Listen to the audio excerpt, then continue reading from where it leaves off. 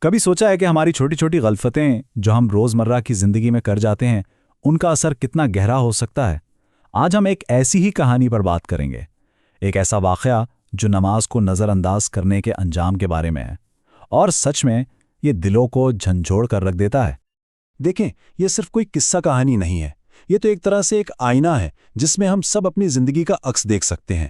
تو سوال یہ اٹھتا ہے کہ جب ایک پوری بستی نے اپنی سب سے اہم ذمہ داری کو ہی بھلا دیا تو پھر ان کا انجام کیا ہوا؟ اور اس انجام میں ہمارے لیے کیا سبق چھپا ہے؟ آئیے دیکھتے ہیں۔ تو چلیں اس کہانی کی گہرائی میں اترتے ہیں۔ یہ صرف کوئی گزرا ہوا واقعہ نہیں، بلکہ ایک ایسا سبق ہے جو ہر دور اور ہر نسل کے لیے ایک جیسی اہمیت رکھتا ہے۔ اس پوری بات کی بنیاد ہے ایک واقعہ پر۔ اب واقعہ کیا ہوتا ہے؟ واقعہ مطلب وہ کہانی جو صرف سننے سنانے کے لیے نہیں ہوتی، بلکہ اس لیے ہوتی ہے کہ اس سے زندگی کا کوئی گہرا سبق سیکھا جائے۔ کہتے ہیں نا کہ ہر بڑے زوال کی شروعات ایک چھوٹی سی غفلت سے ہوتی ہے۔ تو آئیے دیکھتے ہیں کہ اس بستی میں غفلت کا یہ بیج آخر بویا کیسے گیا، یہ سب شروع کہاں سے ہوا؟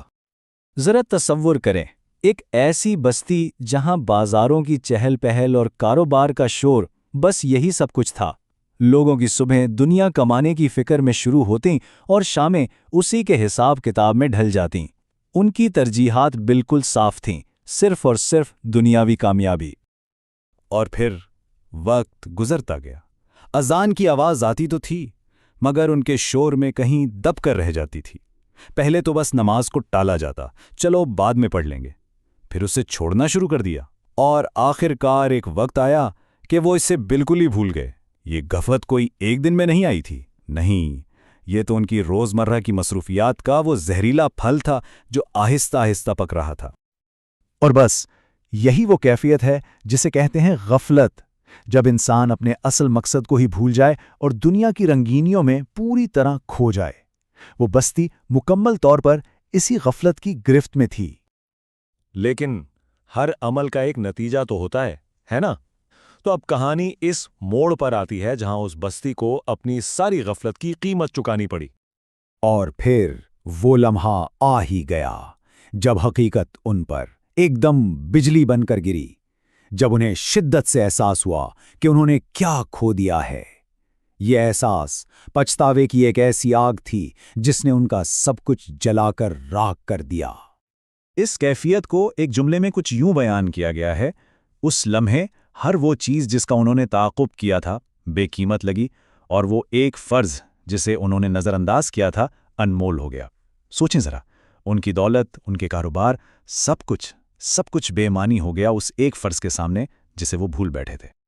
تو اس دل دہلا دینے والے واقعے کا اصل پیغام کیا ہے؟ ہمیں اس سے سیکھنا کیا ہے؟ آئیے اب ذرا اس کہانی سے ملنے والے اسباق پر غور کرتے ہیں۔ بات صرف انجام کی نہیں ہے، اصل سوال تو اس سفر کا ہے جو اس انجام تک لایا۔ آخر یہ کہانی ہمیں سکھانا کیا چاہتی ہے؟ اس کا اصل مقصد کیا ہے؟ اگر ہم غور کریں تو اس کہانی سے کچھ بہت گہری باتیں سمجھ آتی ہیں۔ پہلی تو یہ کہ نماز صرف ایک رسم نہیں، یہ تو ہمارے اور ہمارے خالق کے بیچ ایک بہت مضبوط تعلق ہے۔ دوسری بات یہ کہ جب دنیا کی مصروفیت ہم پر حاوی ہونے لگتی ہیں تو ہم اپنا روحانی سکون کھو بیٹھتے ہیں۔ تیسرا، یہ یاد دہانی ہے کہ ہمارے ہر عمل کا حساب ہونا ہے۔ چوتھا نقطہ یہ ہے کہ عبادت میں تسلسل یعنی کنسسٹنسی بہت ضروری ہے۔ اور شاید سب سے بڑھ کر یہ کہانی ہمیں اپنے اندر جھانکنے کی دعوت دیتی ہے، ایک طرح کی سیلف ریفلیکشن کے لیے۔ تو سمجھنے کی بات یہ ہے کہ اصل سبق انجام میں نہیں، بلکہ ان چھوٹے چھوٹے فیصلوں میں ہے جو ہم ہر روز کرتے ہیں۔ غفلت کبھی بھی ایک دم سے نہیں آتی، یہ تو زہر کی طرح قطرہ قطرہ ہماری روح میں اترتی ہے۔